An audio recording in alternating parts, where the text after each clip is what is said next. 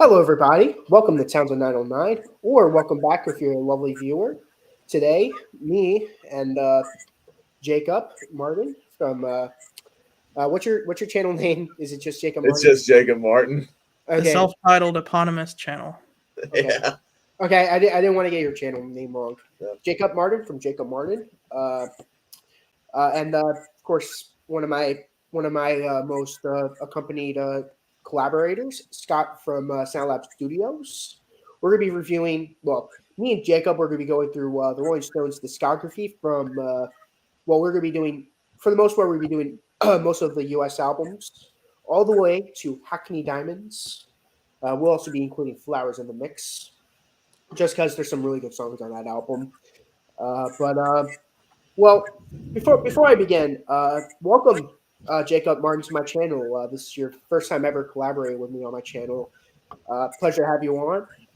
Anything you want to mention about the Stones? How you got into them at all? Like just what introduced you to them? Just thoughts in general before we begin. First off, I was about to call you Scott, but Nick. First off, Nick, thank you for inviting me to your channel to talk about the Rolling Stones. It's a pleasure to be on your channel. As far as the Rolling Stones, I think the first time I ever, you know what? I think the first time I heard the Stones, I think my dad was watching. It was one of the football games. I don't know if they performed at the Super Bowl or they performed at the halftime at something else. But the Stones performed one year. It was like 2005 or 2006. And I think they did a medley of hits. I think they sang, I think Start Me Up, maybe. And I Can't Get No Satisfaction. And those might have been the first times I heard those songs. But I didn't think much of them at the time. I've said it time and time again on my channel and other places. I grew up listening to country music. I didn't listen to a lot of music outside of country for the longest time. And then I think it was like years later, I was a teenager. Then for Christmas one year back when we had the Nintendo Wii system, one of the games we got was Rock Band. And one of the songs on Rock Band was a little song called Give Me Shelter. And that ended up being one of my favorite songs on that game. I especially love doing the guitar part on that song. And I think after listening to that song, I'm like, okay, this is a really good song. Maybe I should look into the Rolling Stones. And the more I started experimenting with other genres, the older I got, the more I started listening to other Rolling Stone songs and saying, oh yeah, they are a great band. There's some talented musicians. Mick Jagger is one of the legendary vocalists in rock and roll. Keith Richards and his guitar work.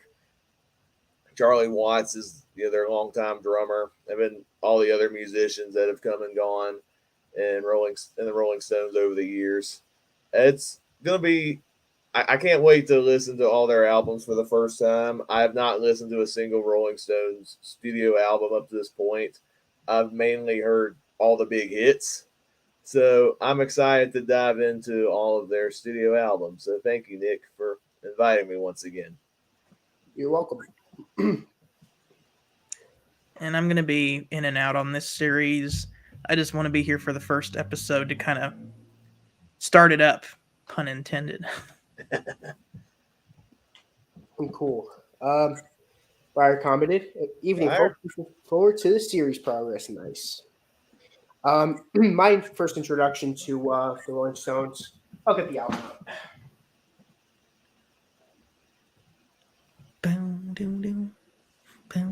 Now I've got that in my head. First time I ever heard the Rolling Stones was Tattoo You. We were listening to records, and my dad. This is not my dad's copy. This is my copy. He's like, "Let's listen to the Rolling Stones," and I'm like, "Oh, what album do you have?" And he's like, "Tattoo You," and I'm like, "Ooh, Tattoo You. That's a cool album, man." And he showed me this cover, and I was just like, "Whoa, this is a cool album cover." I was in ninth grade when I first heard that. So like so long ago. It feels like 5 years ago. Oh, wow. Yeah, it's like way long ago. Um, Listened to that album, really enjoyed it. Uh, then I bought a album I'll find that album for you guys.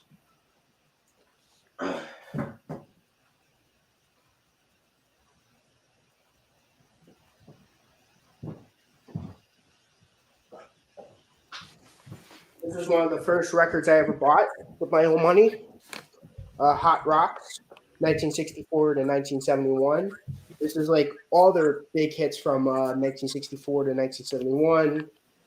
Time on My Side, Heart of Stone, Play with Fire, Can't Get No Satisfaction.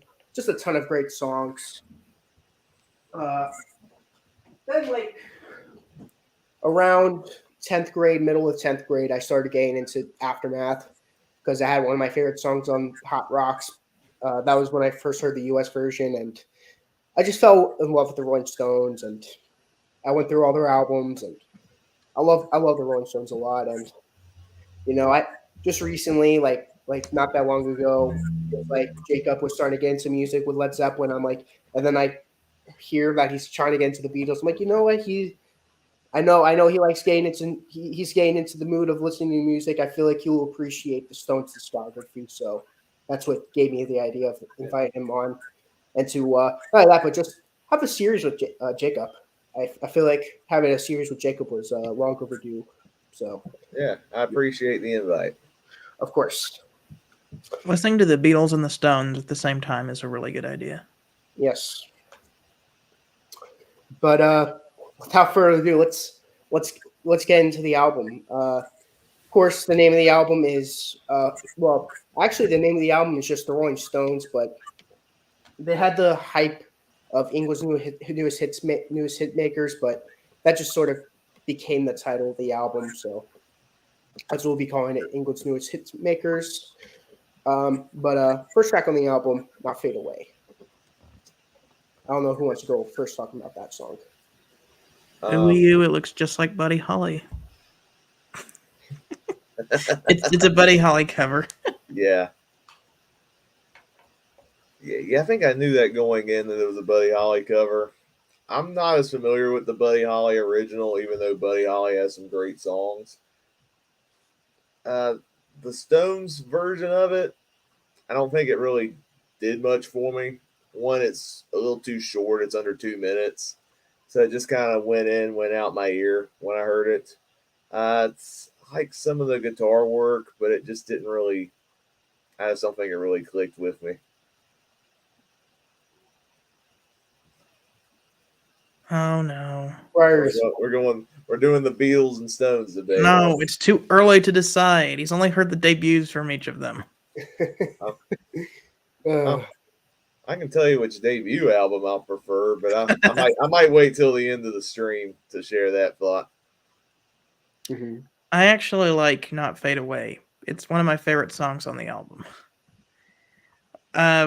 There's a lot of cover songs on this album. That's my big gripe with this album, is that there's too many cover songs on this album. But this is one of the better ones in my opinion. Yeah, for the record, it's 11 out of the 12 songs on this album are covers. Yeah. You're gonna call the album England's Newest Hitmakers, and they ain't even gonna make any hits but one. I know. A little bit of false advertising there, label. I know. They really were emphasizing the hit in Hitmakers. One. Yeah, they should have named it England's Newest Hits Makers. Maybe they would have thought of making up more than one hit. Yeah. My opinion on it, I think it's a great song. Great way to start off your debut. For the UK version, it starts off with Route 66, which I think that's also a really good song, but not nearly as good as this track. I feel like this starts the Rolling Stones better than that track, but I don't know. Maybe Jacob might disagree, but we'll get into that. It does. Well, speaking of which, Route 66 is the next track on the album. What do you guys think of that track? All right. See, I actually have a soft spot for Route 66 because the Chuck Berry version of Route 66 was used in the soundtrack to Cars, which is one of my favorite movies growing up. And so I have a lot of familiarity with the song. So hearing the Rolling Stones sing it was actually, I thought it was pretty cool, actually. It's not an amazing cover. I don't think it's an amazing song.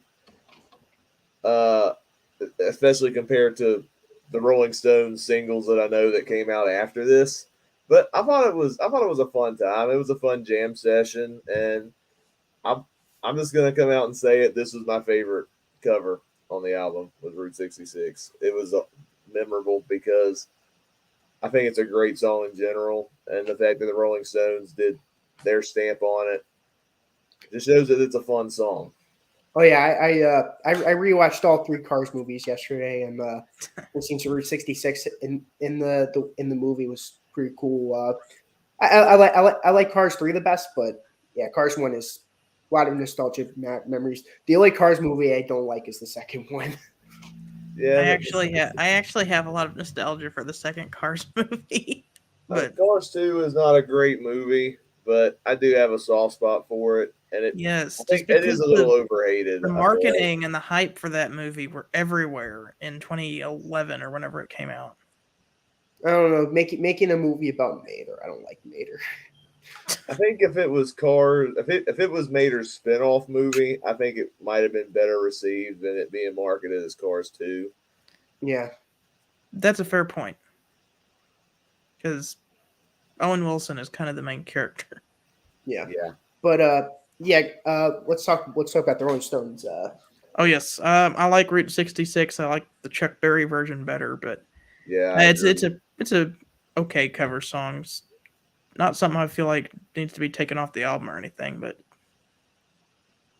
I think it's a fantastic version. It works better as a second track more than it does as a lead off track. I will say I like I said, besides Aftermath and Between the Buttons, I do prefer the US versions of these Rolling Stones early albums. This one is the main reason because I feel like with the US, I feel like it fits better as a second track than the first track. But yeah, Route 66, great cover. Definitely one of the standouts on this album. Uh, Next track on the album, I Just Want to Make Love to You. Okay. This one, I think I might have. I don't know who originally sung the song, but I think I've heard it before. It's like an old blues song. Like it was just okay. Like the hook is pretty good. You know, I just want to make love to you. Like the production's not bad, but I think like with a lot of the songs on this album, I think the covers became so redundant that like some of these songs stacked on top of each other just felt repetitive after a while. When you're mixing this with some of the other songs on the album, and I think it's like after listening to it, like it was catchy at the time, but then once it's over, it fails to make a lasting impression. yeah, like I think I remember thinking it was alright when I listened to it, but I can't remember what it sounds like right now. But I remember it was okay. I think it's an okay song. Definitely, well, in the context of this album, I think it's a pretty good song. But yeah, I could comparatively to like some of their great songs after this album, it just falls short. That's You'll my never, that's really my problem with the first three Rolling Stones album is just they get kind of samey after a while. yeah. I personally like the bluesy albums. I go back to them every once in a while, but not as often as I do. I'll say these blues numbers are a heck of a lot better than what Fleetwood Mac was doing in 1968 with the blues. But Yeah, with the Rolling Stones, I feel like they get away with it more than Fleetwood Mac because with Fleetwood Mac, they're doing it in 1968. There's so many experimental, like not even yeah, just experimental, and at just least the Rolling Stones didn't do the exact same guitar riff four different times on the same album. yeah. I feel yeah, the Rolling Stones. Not only that, but they're young. They're really young. So I feel like I should give them I give them a pass for it just for that. Yeah, Not every band starts off swinging like the Beatles does or the Who does. Next track on the album is "Honest I Do." this one is pretty good. I like the guitar on this one. Yeah, I like the harmonica on it. That's my big thing about it. that's the only thing I remember from this song is the harmonica. The rest of the song was a snooze to me. I think it's an all right song. Yeah, it's good, but it's not like outstanding or anything. Yeah, I Next think I track. got a compliment. I think it was well, actually Mick Jagger plays the harmonica on Honest I Do. I was about to compliment Brian Jones, but he played the harmonica on some of the other songs. Yeah. Uh, Next song on the album is an instrumental. Now I've got a witness. Mm. It's no secret that I'm not the biggest fan of instrumental tracks for the most part. Moby Dick was my least favorite song on Led Zeppelin 2. You can watch Scott's video where I talked about that in depth. Uh, and yeah, Led this is Zeppelin no 3 is coming soon. It's in the yes. works. This one's no exception. Like it's not even that fun of an instrumental track. It's just kind of like a mid-tempo type song with like the same like 4 bar patterns. It didn't really do anything to stand out.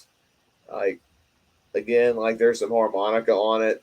I think that was pretty cool, but as a whole, this one again another boring song on the album. Yeah. Nothing really interesting on this particular track. Other than the organ, but that's about it. Yeah. Speaking of which, like the piano parts and I believe the organ parts are played by an unofficial member of the band called Ian Stewart. Uh, yep, Jacob appreciates Ian Stewart. Yeah, we were just talking about him.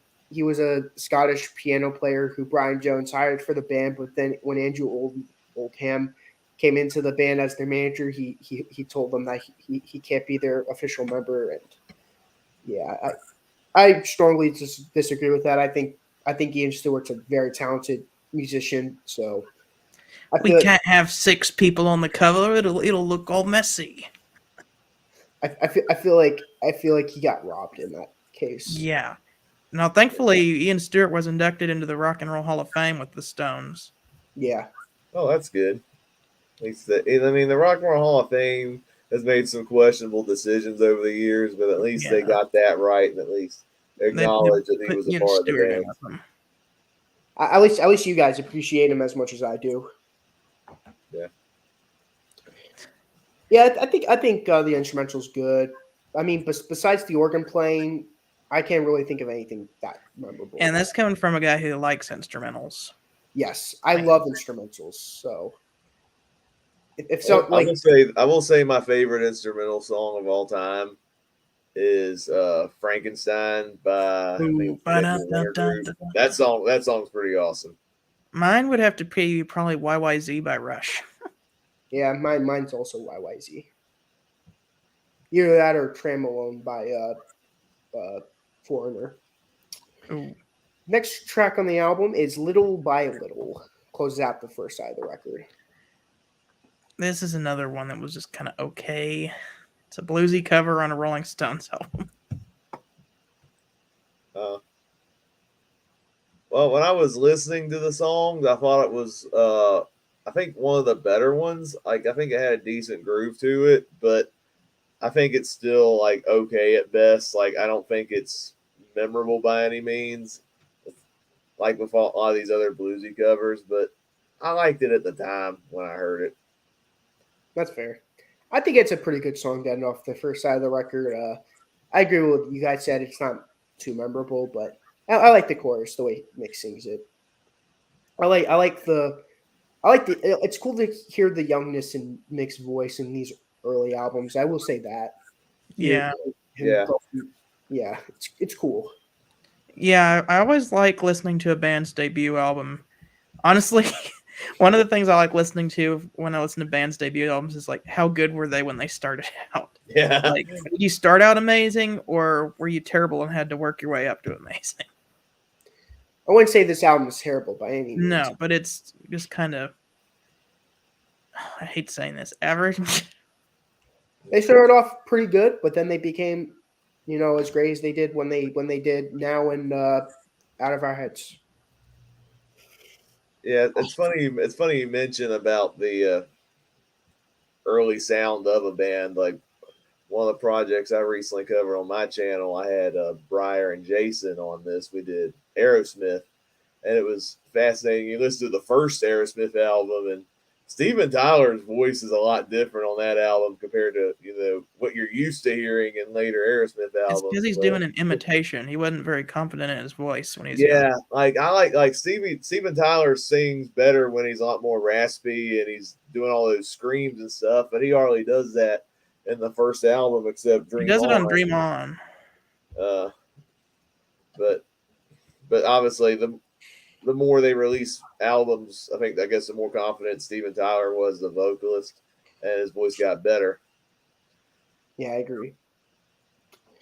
Side 2 opens up with I'm a King Bee. Oh boy. This is my second to least favorite on the album, or one of my least favorites on the album. It's just, I don't know. This didn't do it for me. It's just Mick Jagger talking about how he's the king bee looking for the queen, pretty much. But it's like, I'm a king bee. Buzz, buzz, buzz. Or whatever. I mean, at least he sings it confidently, but it's like, yeah, all I can picture is Mick Jagger in some kind of bee outfit. I'm a king bee. He's got like a big crown on in the stage show. Which honestly is more entertaining than the song itself. I wish they did a video of that because the 60s had outrageous, weird novelty songs. Have you seen the surfing bird? The guy just walking around going crazy. There's a song called "Fired" by the Crazy World of Art. Oh, I've seen that video. I am the god of hellfire. He's like, you know what's crazy is that Scott, he actually sings on one of the debut songs on the Alan Parsons Project. Oh, who was it? Crazy World of Arthur Brown. Oh, Arthur Brown, yeah. He sings the Telltale Heart. Yes, he sings on that track. Which that song got in my head a lot lately. Listen to Fire though. Fire is so bad, it's amazing. Okay. I know. You know what's crazy? The crazy outfit he wore that inspired acts like the how like people like way after him started dressing like that. I forgot the names of them. I forgot, but like he inspired a lot of people back then. Wow. But yeah, the funny thing is, like, I'm a King Bee in concept is such a silly song. Yes. And that's probably why I think it's one of the more memorable. Yeah, that's wow. But that's probably why I enjoyed it more, because at least it stood out. As cheesy as the lyrics are, and also you brought up young Mick Jagger. when he sings on that song, it's like, to me he sounded like the guy from Herman's Hermits a little bit, where the British really stands out. He's like, I'm a king bee, I'm a king bee. Like, okay.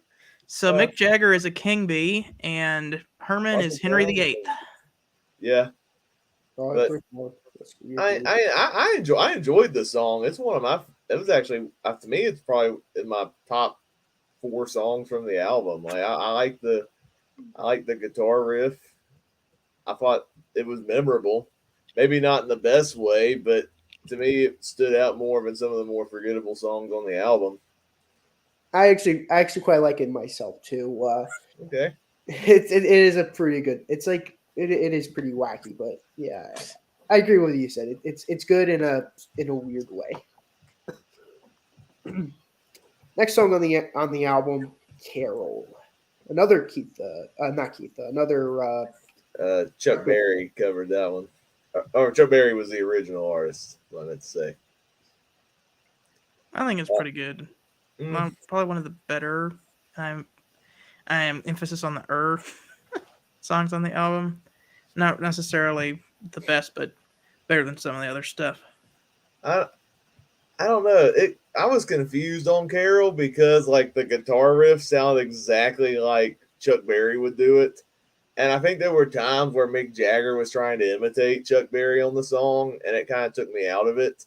And so because of that, I didn't think it was that memorable of a cover. Mm. I think it's one of the better songs on the album, in my opinion. I love the amazing guitar riff on it. I love the way I'll say Richard sings it. I'm such an idiot. I love the way Jagger sings on it. What a awesome vocalist. He starts off great as a vocalist, and just I personally I really enjoy the song.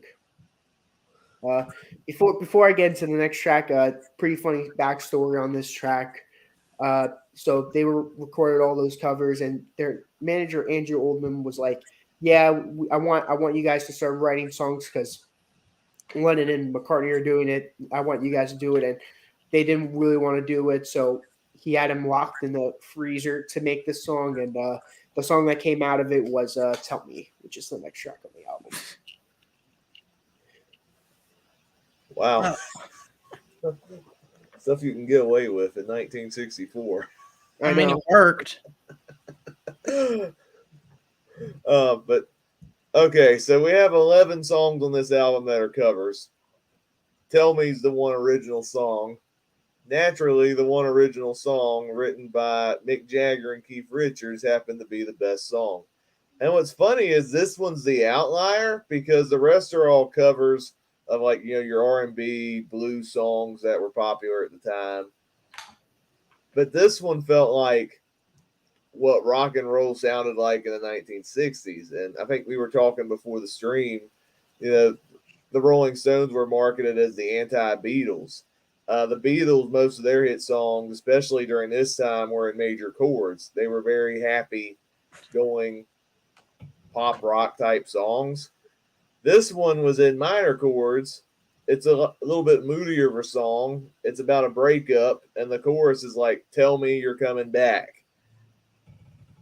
But yet, it's still a terrific song in its own right.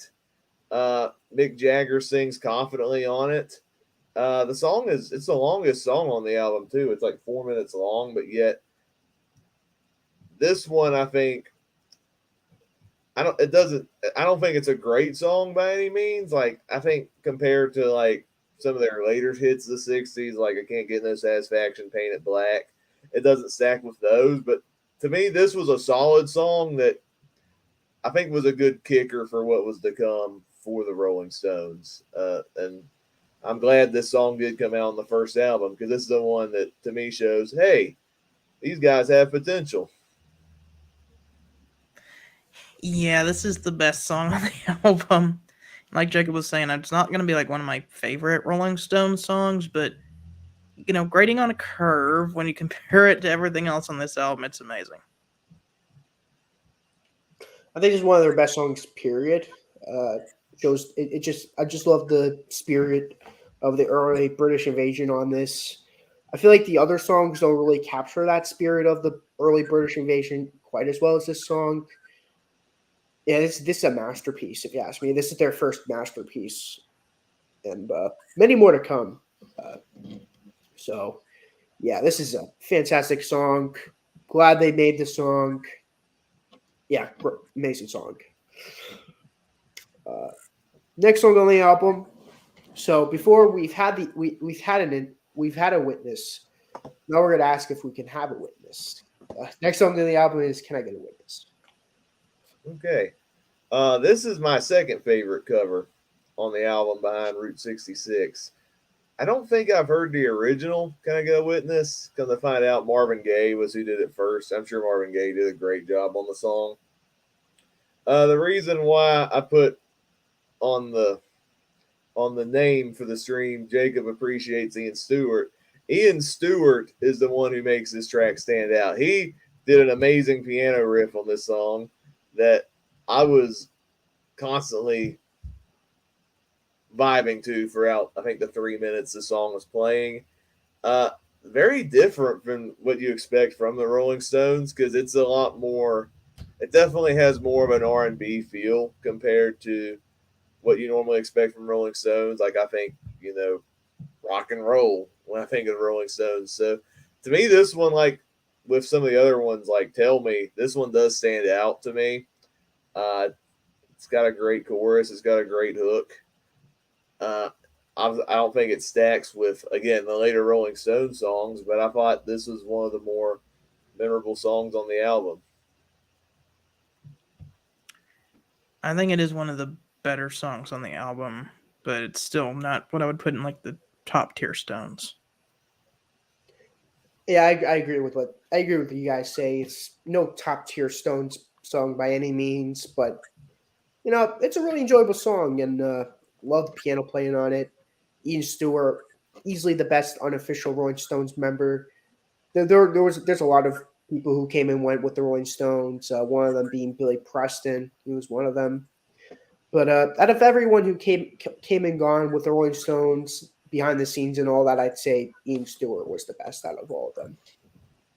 Yeah, Yeah. it's a shame. It's a shame they fired him so soon because I think if he had stayed on, who knows what amazing things he could have done with this Oh band. yeah. Well, he is with them. He's behind the scenes for a big chunk of their albums. It's just he isn't an official member. Okay. So like, you know the piano beginning of "Let's Spend the Night Together." Oh, so he did that part. Yes. On On the music video with them doing it at Sullivan, it shows Brian Jones doing it, but it was actually Ian Stewart who did it. But yeah, Ian Stewart he's my one of my favorite members of the Rolling Stones. People might be like, "Oh, he's not really a member of the Rolling Stones," but I consider him a member of the Rolling Stones. I mean, even the Rock and Roll Hall of Fame acknowledges him as a member. If that counts. Yes. Next song on the album, "You Can Make It If You Try." I'm gonna go first. Very, very boring. Like just when even just you could tell by the beginning when the way Mick Jagger sings it, "You can make it if you try." I'm like, oh, this could be a boring song, and it doesn't disappoint me in that. Well, it does, but it doesn't. It disappointed me in that aspect. Uh, it's not a bad song. This is like their first like really soulful song, and you're going to see a lot of soulful songs from Rolling Stones later down the line. The biggest famous example of that is "You Can't Always Get What You Want." That's their Oh yeah, Yeah, so that's one of my favorites. that one's epic. so they begin so they're trying to dip their feet into soul music, but yeah, this song fails at doing that. It's not a Yeah, bad song, but it's not a standout. yeah, I would agree. This is, I think, one of the weakest songs on the album. Honestly, after hearing it, I'm like, I can't tell which one bored me more, this or the "Honest I Do" or whatever that song's called. Mhm. Like, it's probably on the same level, but at least "Honest I Do" has a good harmonica part. This one, I can't even say what I liked about this song. It just did not stand out to me in any way. I'm gonna be I'm gonna be honest. I turned this off halfway through listening to it. I'm like, I'm done. I know enough about this song, and I remember the last song for the wrong reasons. So I'm done. Okay, yeah. So we all agree on that. Yeah. Last song on the album. Oh my god, it's a song called "Walking the Dog." Walking the And dog. you know what's funny is that Aerosmith also did this on the last song. Yeah, it was the album closer on their first album. So Aerosmith and the Rolling Stones both share an album closer on their debut. Yeah. And both of them are both of them are the weakest songs on their respective albums. Mm, Uh, my my opinion on this song, it is not good. This is one of the closest they get to having a bad song. Uh, the person who's doing backup vocals is not Keith Richards; it's Brian Jones. Uh, the only two times he ever did backup vocals with the Rolling Stones with Jaggers is this song and Ruby Tuesday, and I don't like either of those songs, so that should tell you how I feel about Brian Jones as a backup singer. But all yeah, right. So this might sound like an unpopular opinion, but yeah, I wasn't the biggest fan of the first Aerosmith album, with the exception of "Dream On" and "Mama Ken." But I didn't mind "Walking the Dog" because it felt like Aerosmith having a fun jam session. I feel the same way with the Rolling Stones and their version. I think if I'm comparing the two, I think this song is better suited for Aerosmith, but the Stones version is just okay to me. Not like the best song ever. It's kind of a dumb concept, but I think they make the most out of it though, especially for a debut album. It is really annoying though when Brian Jones does that whistle. It's like I can only imagine hearing that like on a record and through big speakers, like. And I don't want to hear that really loud. Mm. Yeah. I could take it or leave it on the whistle. I thought it added to the, I guess, the goofiness of the song. They're walking the dog. Yeah. Thank goodness Brian Jones only did backup vocals on 2 songs. Yeah. Okay. Who wants to go first with their 5 favorite songs? All right, I guess I'll go first. 2 of these are unpopular opinions, but number 5, Walking the Dog. Number 4, I'm a King Bee. Number 3, Can I Get a Witness? Number 2, Route 66. And easily coming in first place, Tell Me. That's funny though. Walking the dog in number. uh, okay, Scott. What's your top 5? I'm gonna have to start at number 1 and work my way down because I know my top 3, but I'm gonna have to pick the other 2. I know number 1 is "Tell Me." Number 2 is "Not Fade Away." Number 3 is Route 66. 4, I'll go the Witness song, but not the instrumental one. I don't The remember. Marvin Gaye Depends cover. on this. Yeah, the Marvin Gaye cover. And number 5, maybe I'll go Carol, the Chuck Berry cover. Yeah, I think you're good. All right. My 5 favorites. Number 5 is going to be Route 66. Number 4, Not Fade Away. Number 3 is going to be I'm a King Bee. Number 2, Carol, and we have a trifecta over here. My favorite song on the album is "Easily Tell Me." Uh, my dishonorable song. You guys can give your dishonorable song too. My dishonorable song is going to be "Walking the Dog." That song is just borderline horrible. Yeah, I'm gonna agree with that. I'll got 3 dishonorable mentions because I thought they were the dullest songs on the album. Honest I Do, You Can Make It If You Try, and then easily and last, Now I Gotta Witness, the instrumental song.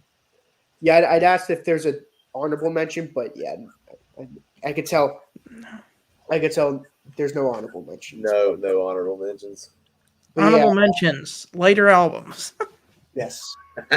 Once we get to out of our heads, I'll start asking for honorable mentions. Yes. There's a lot of great songs on that album onward. Okay, what is your album rating, guys? Whoever wants to go first. All right, Scott, I'll have you. You can go first. I'll go first. So this is a very average album. It has 1 above average song with "Tell Me," so because of that, it'll get a 5.5 out of 10. All right. I'm gonna go 5 out of 10. Tell Me is easily the best song on the album. I didn't mind some of the covers. Route 66, Can I Get a Witness, I think are the 2 best covers. But as a whole, I thought it was a pretty forgettable album. Most of the covers just came off as repetitive after a while. They didn't really stand out.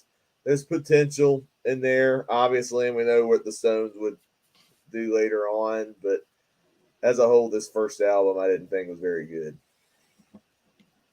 My score is going to be a 7 out of 10.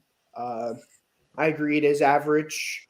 I am the more generous scorers out of everyone I do reviews with. But yeah, actually, if it wasn't for Tell Me, it would be a 5 out of 10. Tell Me is just so good; it brings it up 2 points. I know that sounds crazy, but that's how good Tell Me is, in my opinion. But yeah, solid 7 out of 10. Uh, I feel happy with that score. So that ends that's the end of our review segment. Jacob, you have any last things you want to say before we close out stream? I think earlier I mentioned the Beatles Stones thing. I've listened to both the first Beatles album and the first Stones album. Quick cheap plug on my channel coming soon. think Scott's going to be on it, along with Jason, the Old Millennial, will be doing a review of Please Please Me. But I have listened to that album already. Easily, if we're comparing debut albums, the Beatles easily takes the cake.